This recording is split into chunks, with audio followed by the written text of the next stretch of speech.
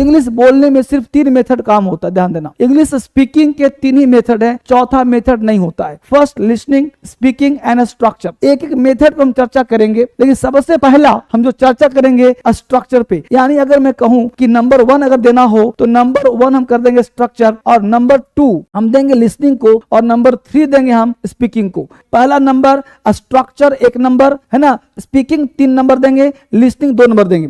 अब देखो सबसे नंबर 1 पे हम आज काम करेंगे स्ट्रक्चर पे। अब स्ट्रक्चर क्या होता है, इस पे जाएंगे, फिर लिसनिंग, फिर स्पीकिंग, एक आराम से करेंगे। सबसे पहला काम होता है, इसको ध्यान देना है। पहला चैप्टर जो स्ट्रक्चर का होता है, जिसे हम बोलते हैं टेंस, और दूसरा होता है, ध्यान देना, टेंस को हम बोलते हैं एक्टिव वॉइस, ये सबको पता होगा। और दूसरा होता है बेटा वॉइस, वॉइस को बोलते हैं पैसिव वॉइस।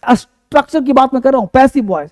80% स्पीकिंग जो होती है वो पैसिव वॉइस है, और मात्र 20% स्पीकिंग एक्टिव वॉइस होता है। अब इसको डिटेल समझने का प्रयास करते हैं, लेकिन सबसे पहला काम ये होगा कि हम लोग इसको कैसे दिमाग रखें। अब देखो हमने स्ट्रक्चर दिया तुमको, ठीक है, स्ट्रक्चर दिया। अब स्ट्रक्चर देने के साथ क्या दिया भाई, पहला दिया कि सब्जेक्ट प्लस वर्ब का first form, fifth form plus other word. अब यही दिया एक्टिव वॉइस, यही दिया passive voice, subject plus is am are V3 plus other word, ठीक है। तो एक एक्टिव में दिया V1 V5, उसी का पैसिव हो गया इजेमार V3। अब ध्यान रखना, हम लोग सोचते हैं बचपन से सारे जो 10 स्टेट हमारे हैं, यूपी, बिहार, पंजाब, हरियाणा, छत्तीसगढ़, राजस्थान, ये सब ऐसे जो स्टेट हैं, झारखंड, जो सोचते हैं कि हिंदी से अंग्रेजी होता है। नहीं, सबसे पहला क्या करना है, पैसिव बनाना है ना। तो इजेमार के बाद वर्ब का थर्ड फॉर्म प्रेजेंट टेंस का पैसिव, जैसे वह पढ़ता है और उसे पढ़ाया जाता है। हम लोग सोचते हैं पैसिव का मतलब बाई लगा होगा, बाई राम। अब यहां ध्यान देना, वह पढ़ता है उसे पढ़ाया जाता है।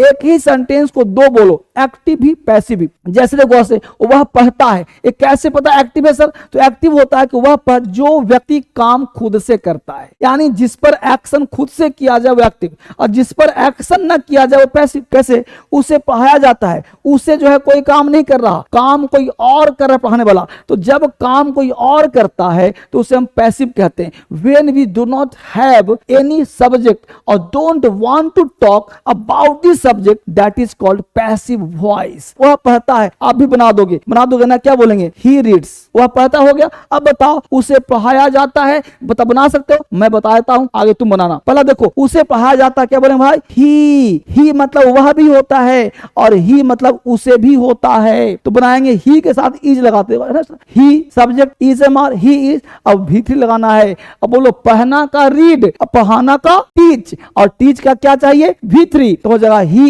Is taught, he is taught.